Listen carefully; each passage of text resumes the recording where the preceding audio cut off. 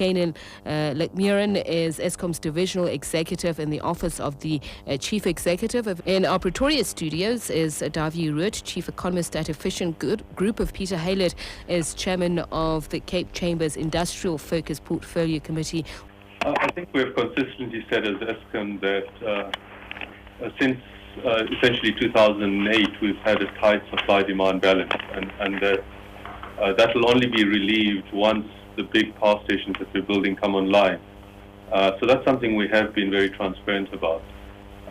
So that's the storyline. So we need the support of everyone, all the citizens of South Africa, the large industrial customers, to help us in managing this supply-demand balance.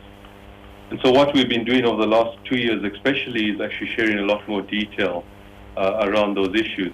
It is something we can get through, but as Eskom we cannot do it alone. We do need the support of everyone. Once we get those big units online, then I think we'll be in a more comfortable position. But we've also said that decisions have to be made post the build of the completion of this build on what is the next generation of build projects to ensure that we sustain the supply of electricity into the next 20, 30 years. You've cited that the year-on-year 3.7% electricity sales drop shows that, you know, as I mentioned, that you're very effective in terms of the demand-side program to save power. But what do you foresee as some of the challenges? Okay. I think just to clarify that, I think we've said it's a combination of issues. One is our demand-side management programs being effective. We've also intervened by buying back some power. It's also a reflection of the global and local economic climate. So it's a combination of those issues. I think going forward, the challenges we face is saying, I mean, also we do want to see the economy growing. We do want to see growth in the economic output. And we have factored that into our supply-demand balance outlook. So it does worry us if we don't see some growth, but we want to make sure it's efficient growth. We cannot go back to the past where electricity usage was not efficient. So we do want to see efficient energy use, and we want to encourage all our consumers to do so. And we're trying to support it, but also our customers need to help us. Some of it cannot be done by finance. It has to be behavior change as well. So it's a combination of things. Just as a matter of curiosity, what is our current power reserve margin? That's a very difficult question, because during the day in winter, for example, we have more than enough supply. Our margins during the day can be anything up to 20%. But when you come to the evening peak, where demand can jump by about 3,000 to 5,000 megawatts, which is similar to the capacity that is required by the rest of the subcontinent, that's when we have our margin can go down to even 2-3%.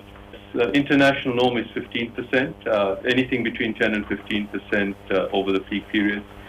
So we're definitely very tight over those evening peak periods. Okay. And that's why we say it's been a challenge, and that's why we're managing it very tightly. And I think the team has been doing a great job in doing so under the circumstances. My main concern is simply that we have an energy policy. In December 1998, the white paper on the energy policy of the Republic of South Africa was issued. So we have a certain energy policy. My main concern is that the energy policy in South Africa is simply not being implemented. We have a policy around energy, we have a policy around electricity, and that policy includes things like, for example, allowing for more competition, allowing for more private participation in electricity provision and distribution of electricity. That is official policy in South Africa, and we are simply not implementing this policy. If you look at the different numbers, and there are so many, a lot of research has been done on this.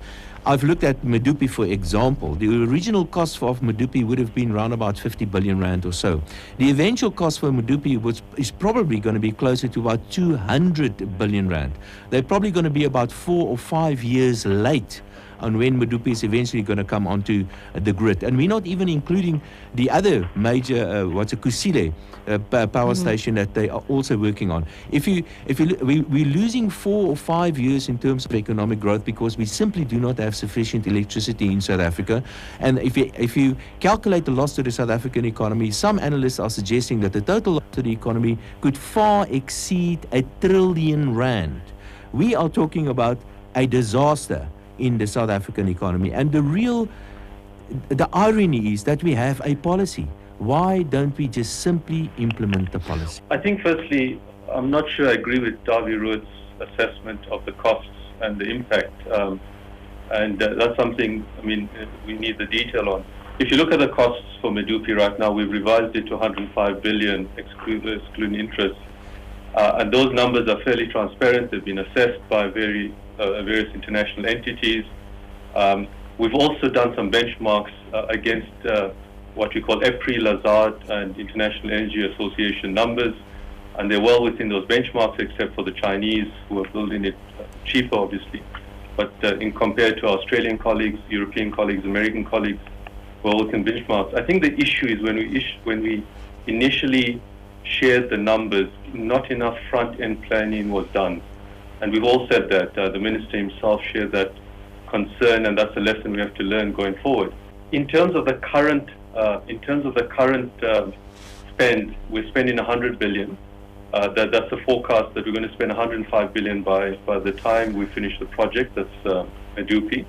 And for Kusilia, we've shared the numbers. At the moment, the estimate is 118 billion. In the past financial year, we've spent 60.1 billion rand, which is the most we've ever spent. And we see that's probably the amount we're going to spend every year for the next 5 years.